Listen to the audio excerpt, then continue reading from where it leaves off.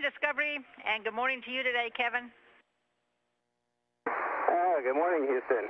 Thank you for the wake-up music. That song reminds me of my wonderful home state of Indiana. Also reminds me of my oldest brother, David, who was the first one to ever strap me into the cockpit of an airplane. Thank you, David, and thank you, Houston. We enjoyed that music, and Discovery's ready for another great day in space.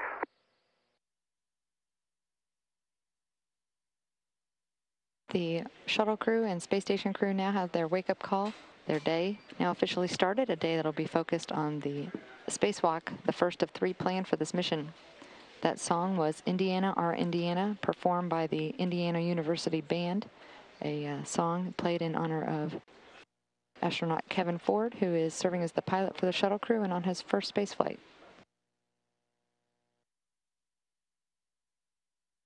Jose Hernandez giving Danny Olivas the green light to open up the hatch, the outer hatch on the Quest airlock, the crew lock section of Quest.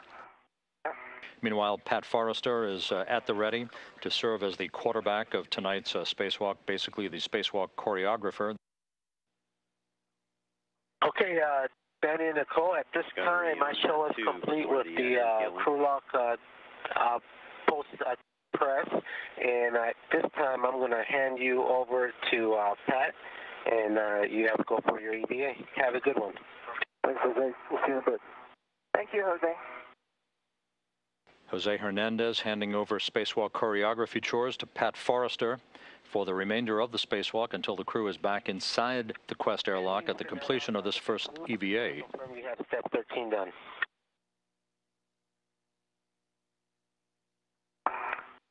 Okay, I'm clear, Nicole. Okay, coming out. And Pat, I can verify I got 2 handles down. And you'll see as you come out, that's a wire tie on the handrail. Kind of want to avoid that. Okay. Yep. And Nicole Stott moves out of the Quest airlock to begin her first spacewalk. As you follow along on these helmet camera views that we'll be seeing throughout the course of the night, helmet camera number 18, that is Danny Olivas' helmet camera. Nicole Stott's helmet camera is serial number 16. Okay, Danny, the first thing for you is to translate to the P1 ATA via the S0 route, and I've got some fare leads when you're ready for them. A good view of Danny Olivas at the spent ammonia tank assembly. This spent tank weighs almost 1,300 pounds. It will be removed and grappled by the Canadarm2 and held in place for the next day and a half until the new ammonia tank assembly is installed in its place during the second spacewalk Thursday by Olivas and Christer Fugelsang. Stott moving over to join Danny Olivas at the work site for the release of the ammonia tank assembly. Kevin Ford now moving the Canadarm2 into position to grapple the grapple fixture on the ammonia tank assembly.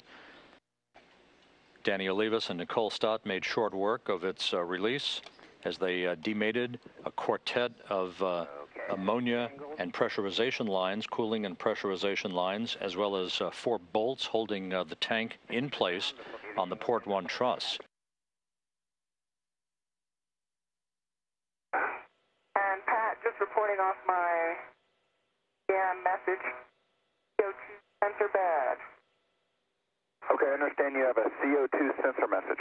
Yeah, with a reading of 48.0. 48.0, stay by. And Houston, copy. Hey, Nicole, are you having any type of CO2 symptoms now? Nope, nothing. Okay, I think what we're going to do is press on. We'll recognize that that sensor may be bad, and what we'll do is check in with you for CO2 symptoms. If you start to feel something before I ask, please be sure to tell me, and we'll go to a helmet perch valve. Okay, will do. Okay. Now, the second thing I had for you is I wanted you to use your wrist mirror and look up and see if you still have a green light for your WVS. I do not. Okay, if you can reach up there and press that button. Nicole Stott has reconfigured the end of the station robotic arm, and Kevin Ford soon will maneuver the arm operating from the robotics workstation in the Destiny laboratory over to the Columbus module for the next task of this first spacewalk, that being the removal of the European Technology Experiment Facility, or UTEF, from the end cone of the Columbus module. The UTEF experiment, along with another experiment called Solar, those two payloads were installed on the end of the Columbus module by Rex Walheim and Stan Love on February 15th, 2008, during a 7-hour, 25-minute spacewalk, the third spacewalk of the STS-122 mission that also delivered the Columbus module to the International Space Station.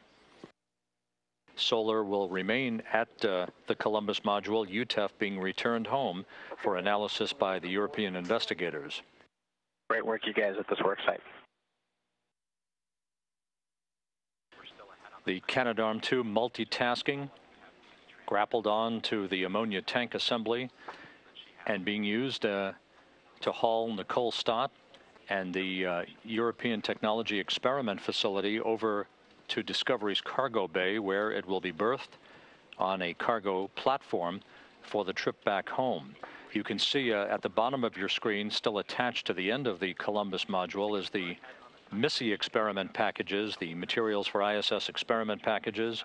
Those two experiment attaché cases will be folded up and removed from brackets at the end of Columbus and brought back into the payload bay to be stowed on the port sidewall carriers of Discovery's cargo bay.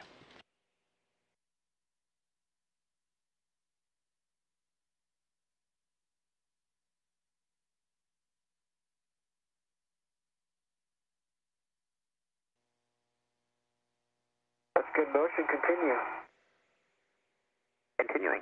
Continue that motion. We're looking at sequential still video now from inside Discovery's cargo bay.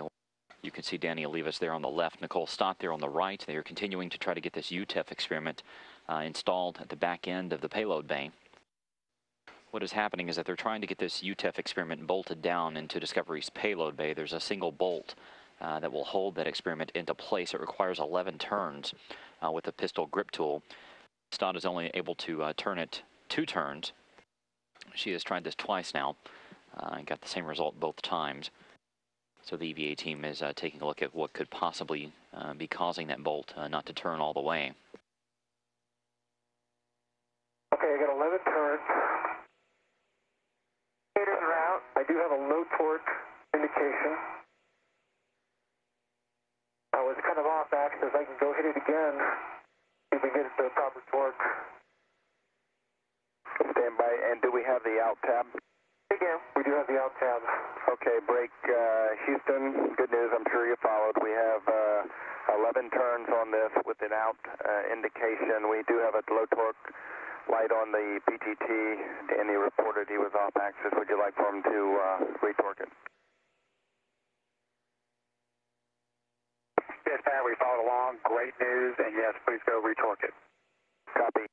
The next major task for both Stott and Olivas is to retrieve the materials ISS experiment.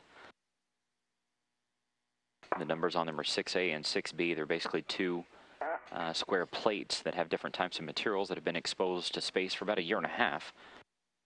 There's about 400 different materials included in this experiment. They're going to come back home at the end of this mission so that scientists can take a look at them and see how the different types of materials have reacted being out in the vacuum of space all that time.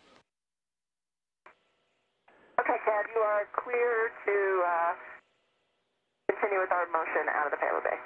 Okay, so you're ready to get rid of me, and we'll move forward in the payload bay and then start up in the payload bay. And if you could just keep your eye on it and make sure everything is nice and clear, and then I'll let you know when I get a good clearance view. I will do that. Okay, everything clear the arm, Nicole? I think we have good clearance view. Clear. What? You're welcome. Thank you. Anytime.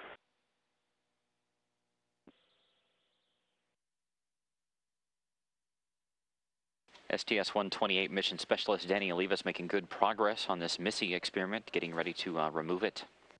He has so far removed what's called pip pins, which are little small quick disconnect pins that we're holding these two. You see them on the right and the left, almost suitcase-like experiments open, and he has put those pins back in to secure them closed for the ride home. He is now in the process of removing the different connectors and cables.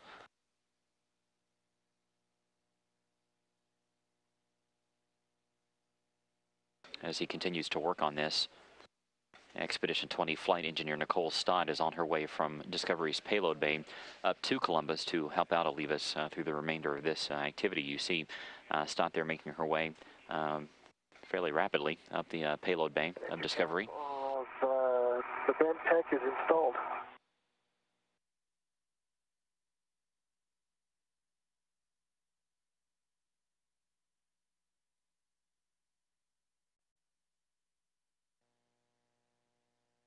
These pip pins, as they are called, are just small pins that hold these experiments into place. They have rings on the end of them. There were some issues with these pins back on STS-123, which was back in March of 2008. That's when this experiment was installed. It appears as though their attitude has not changed over the past year and a half, as they're giving Olivas problems right now, not wanting to come out. Move aft and to your left down the payload bay still. Right. You've got it right there. The ring has come off the end of one of them, so you see Olivas here in his helmet cam. He's getting out basically a small hammer-like tool, and he's going to try to hammer it out.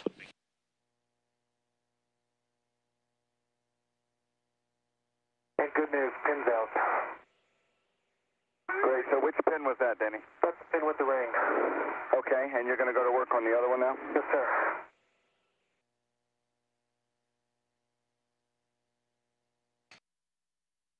As you can see, Danny Olivas has got this second suitcase of the Missy experiment lifted up and ready to go back into Discovery's payload bay. Both he and Stott still making good progress during today's spacewalk. We're at an elapsed time of 5 hours, 19 minutes.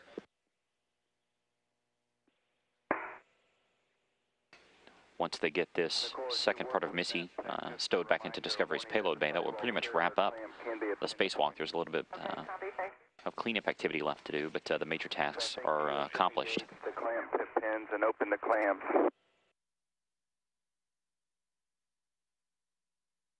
You see Danny Olivas there on the far right part of your screen making his way into the Quest airlock. Yes, I do want to get that. He's going to grab a camera in there to Start on my left with my BRT. go out and take a picture of some of these MMOD strikes that he's been noticing out on the outside of the Quest airlock. But I do have 2 wire ties on the BRT. And Nicole, can you confirm you have a red on the BRT? And a ret on the BRT, yes. Thank you. Your swing arm? My swing arm, I have now only the PGT with a ret. Copy. Small trash bag Small trash bag, with the wire ties securing it. wire tie securing it, making a loop. Okay, now you can just go across your mini workstation. Tell me what you have. Okay, on my left D-ring, I have 1 adjustable tether, 1 ret. I have my spare safety tether, the big hook up to my workstation, end effector tether, and rets, 1 with a pip pin, and those are now attached to the CLA cover and the CLA, or the CLA cover bag and the CLA cover. Copy. And 1 other wire tie. Yes, and 1 other wire tie loop on my workstation, and the only other thing I have is an adjustable on my left arm. Okay, I show that as a good tool inventory, Nicole. Okay. And Houston copies. Going in? Yes, you can open the thermal cover and go in.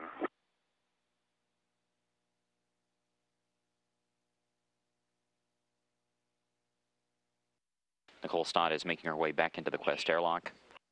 You will see her suit as the one with the broken red stripes on her legs.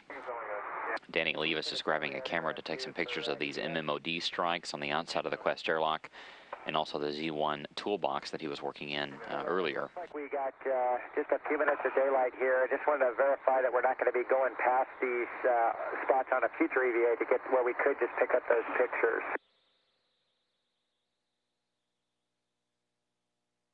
Hey, Pat, I've retrieved the camera. Okay, Danny, we'll take a couple of those shields that 1 you second, saw, TJ. and then maybe a couple of those. Okay, sounds like Danny's ready to go now.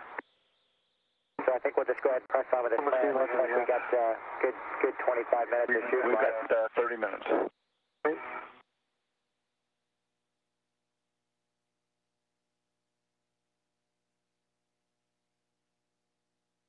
And copy all that, CJ. And we have plenty of time to get the photos, and we're not planning on being past this area again, so this is great. And just a reminder that we still need to retrieve the Missy bag. Okay, great reminder, Houston. Thank you.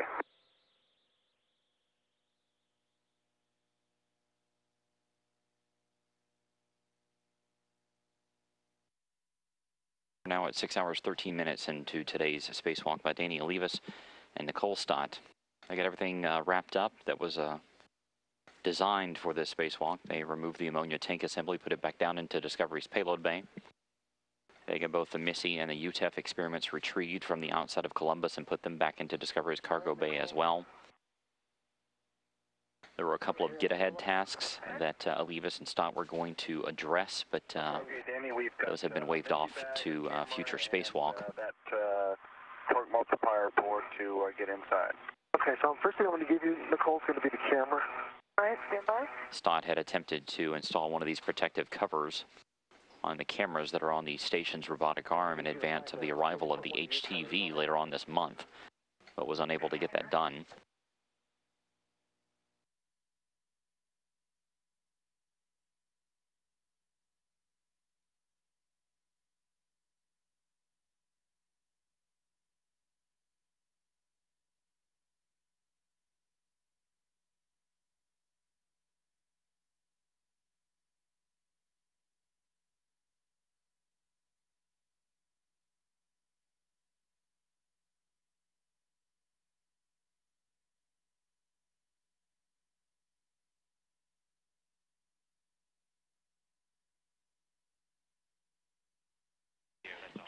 This is Mission Control Houston. If you look down below to the left of the screen, you can see Hurricane Jimena.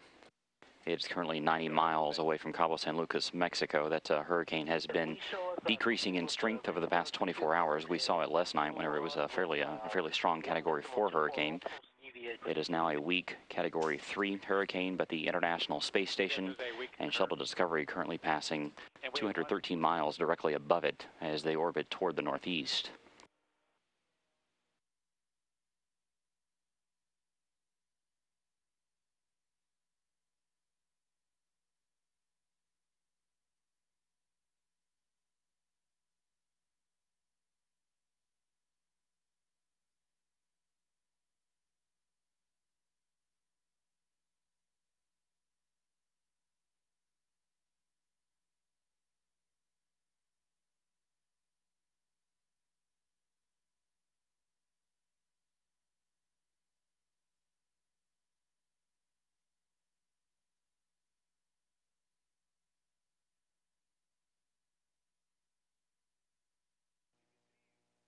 And good evening. This is the beginning of Flight Day 5, and this is the hygiene break. It's a big day for us as Nicole and Danny are going to do the first EVA of our mission. And as you can see, they're getting ready, following protocol, and are in the mast after spending the night there in camp out.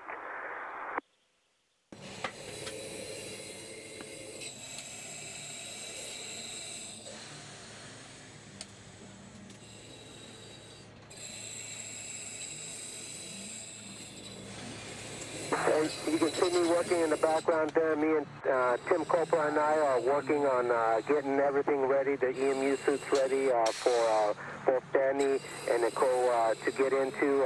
We try to offload as much of the work up front as possible because once they get out there, it's 6.5 long hours of hard work. And of course, we don't want these guys to tired, and we try to do as much as we can for them. This is at the end of the hygiene break.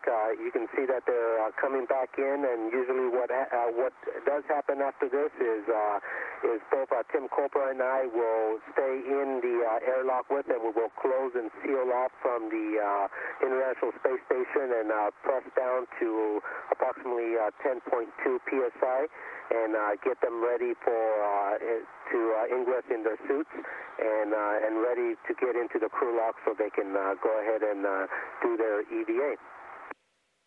You can see the hatch being closed there by Tim Copra. We now are sealed off from the International Space Station, and the pressure will be brought down to 10.2. see Nicole there doing some checks on her DCM, making sure that things are all the parameters are responding normally. Very important that we know the EMU suits are behaving the way they're supposed to before they go out and do their spacewalk. So you can see us inside the airlock. Jose and I are getting Danny and Nicole ready to go out into space, and one of the techniques we use to make sure that the suits fit correctly is to manipulate the boot bladder, and that way they can have a really good suit fit and have a good mission. And I tell you, it was a very exciting day for us, and we didn't even go outside. It reminds us a lot of our training. Sometimes you have to remind yourself that you're in space because there's so many similarities, direct similarities, between the great training that we've received and what we're actually doing to get these folks ready to go out into space. We follow the checklist, and you can see Jose here being very meticulous about keeping track, and we don't want to miss anything, so we make sure that everything is exactly as we've been trained, and so far, so good. We had a really good day, and obviously Danny and Nicole did an awesome job, and they went outside, and thankfully everything worked out well with their suits and the equipment. Getting inside the EMU can be a challenge, but Danny and Nicole slipped right in, and everything worked out great. You know, it's a little bit easier in zero-G to get inside the suit, and they acted like real pros getting ready to go out on their EVA.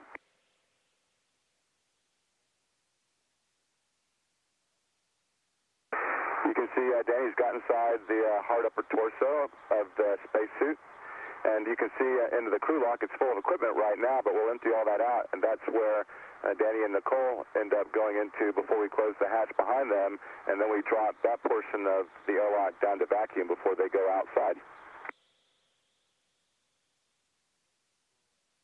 And you can see us working with their cooling garment underneath. We make sure that everything is fitted correctly and that they're ready to go out. You see Danny putting on his gloves, and that protects his hands for the hard work that they're getting ready to do when they go out on their spacewalk. And here Tim is continuing to suit up Danny. It was kind of interesting for me as a first-time EVAer to watch the whole process go on with Danny before I was put into my suit. Like Tim said, the training is really excellent, so we're familiar with everything that's going to go on, but in the back of your mind you're thinking, wow, I'm really going out into the vacuum of space today, and it's going to be a really exciting kind of culmination to all that training to really do a real EVA. And here, the guys are finally getting me into my suit, and all the same things that they did with Danny, they're going to do with me. Like Tim mentioned also, the checklist is very particular about the order and what we do. And for me, I have long hair, so I have a headband that keeps it out of my face, which is really, really important, because the last thing I want is to be out there for 6 hours and have a couple hairs floating around in my eyes or around my nose. That can tend to get a little irritating after a while, but you can always get past it mentally if you need to. And one of the very important pieces of equipment that we have is our comm cap. It allows us to talk to each other. Danny and I can communicate with each other. We can talk to the guys on the space shuttle or the space station that are helping coordinate our EVA. And if necessary, we can also talk to the ground. So it gives us all kinds of ways to communicate while we're out on the spacewalk. You can see on my gloves I have a couple pads there. I have pretty big knuckles, so the guys built some special gloves for me to wear underneath the pressurized suit so that the fit would be a little bit better. And that's something that's really nice. We spend a lot of time in our training and our practice getting to know how the suit feels, and if there's something that needs to be taken care of, it gets done before we get to the point of actually going into space. And then we top it off with our helmets, which seal up the suit and makes for a full EVA outfit so that we can go out the door. Oh, and a couple of things of interest are on the top of the helmet we have a couple of sets of lights that allow us to see when it's really dark out there, and also a video system, a camera that gives kind of the view of what we're seeing while we're working out there. And both our friends inside that are helping us work can see that video to help us out, as well as the folks on the ground.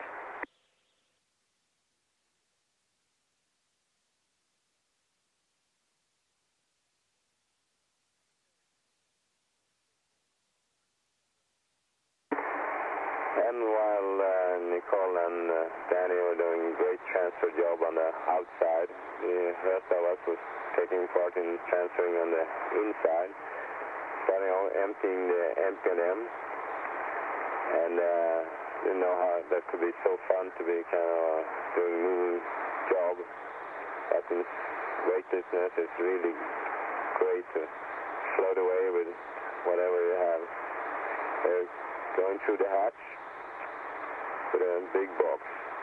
Also had several racks to transfer, and they had to be unbolted first.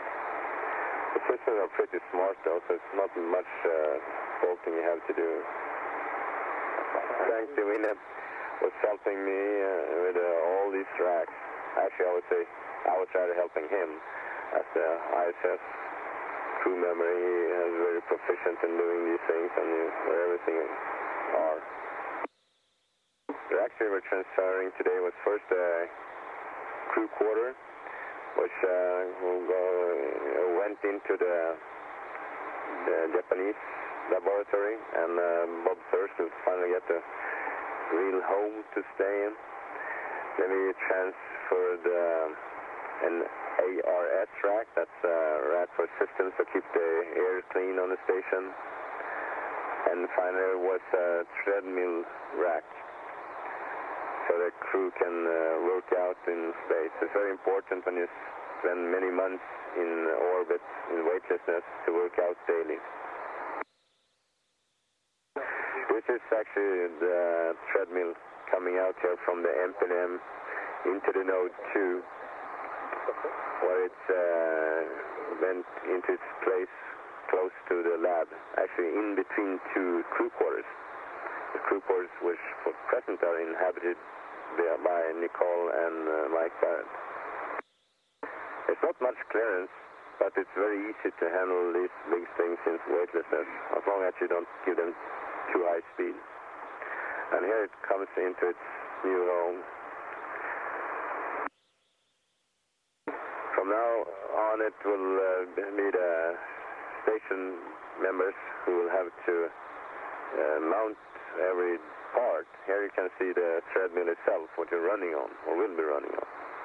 And that will be quite some work for them, but after Discovery has left the station.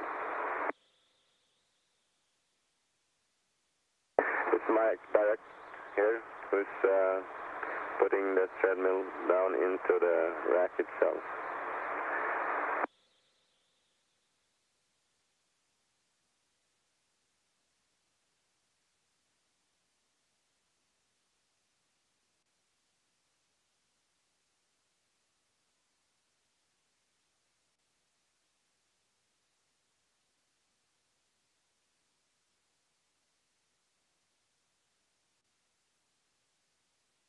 Any double check that your left waist tether is on the airlock D-ring extender? And Houston airlock on the big loop. Just want to confirm we have Airlock D-ring extender. And Nicole, your right waist tether to the forward UIA D-ring.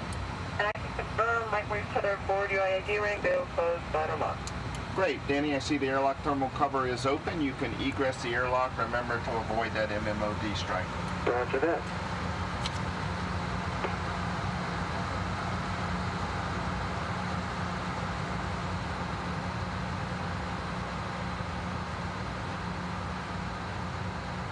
Comes out the airlock.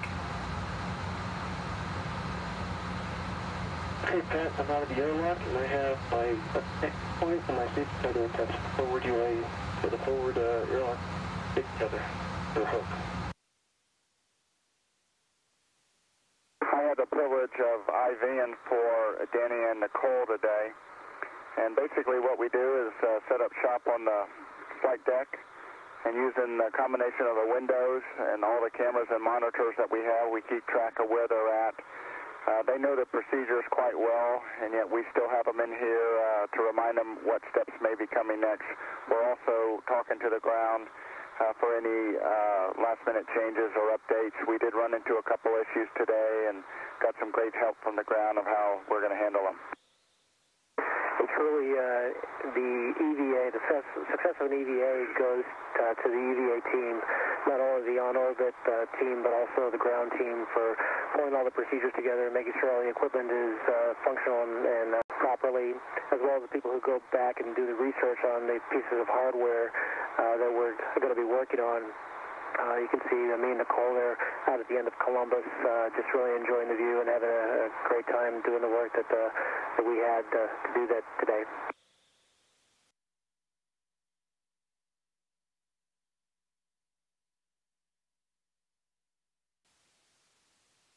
And one of the things that allows us to get a lot of work done outside in a very efficient manner is use of the robotic arm system, the Canadarm2. And I had the pleasure today of flying with Expedition crew member Bob Thirsk, who has been on space station since May. And he was a big help having a resident of the station to help get all the cameras working and the lighting working and the all the taping and everything we need to do to make the arm run efficiently, checking station systems, make sure everything is in a safe config. And we had a pleasure today. We had the pleasure to take Nicole across space from the back of or from Columbus module all the way to the payload bay, and just had some really beautiful views of her moving that European technology exposure facility. Okay, well, after the EVA was complete, great job of IVing today by Pat Forster. Then Tim and Jose were waiting in the airlock to get the hatch open. And as always, they're very careful with that hatch to make sure it opens just right. So they open the hatch, and there's a very unique smell to space, and maybe somebody can explain it to me exactly what it is someday. But here we are getting the crew out. Coming up. There you go. Thanks. All right. How was it? It was good. Welcome back to Space Station. Congratulations. Temporary stow helmets after you covered them. Okay, we'll do that. CJ, once the cover's on, what we've been doing is you can just take that little... On already. Switch fan to off. All right, fan switches. Muting plugs out. Danny, off on one. Say? What's that? Said muting plugs out. Got anything to say? Out. Yeah. We rocked out there. Everything done. Gotta love that. You did. We're gonna remove the waste ring from the hut. Do Okay, I think I'm behind you. I got fan off on one. Yep, yeah, you're right with us. Okay. All right.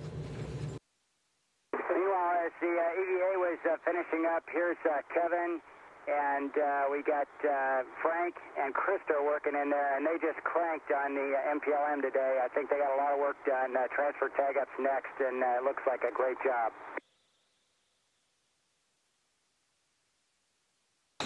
Krister, looks like you've done a great job in here today. While everybody was doing the spacewalk, you were doing the real hard work in the MPLM. Well, I had a lot of fun. It was not only me, though. Frank, he really helped a lot. I had help workers there, Kevin, Mike, Tim, you know, anyone's pitching in when they have a chance. Everybody's pitching in. Yeah. Great job. And CJ helped a lot also. Only this morning when he was fresh. Great job. And CJ helped a lot also. Only this morning when he was fresh. Again, thanks to everybody in the Mission Control Center for the great contribution to today's work.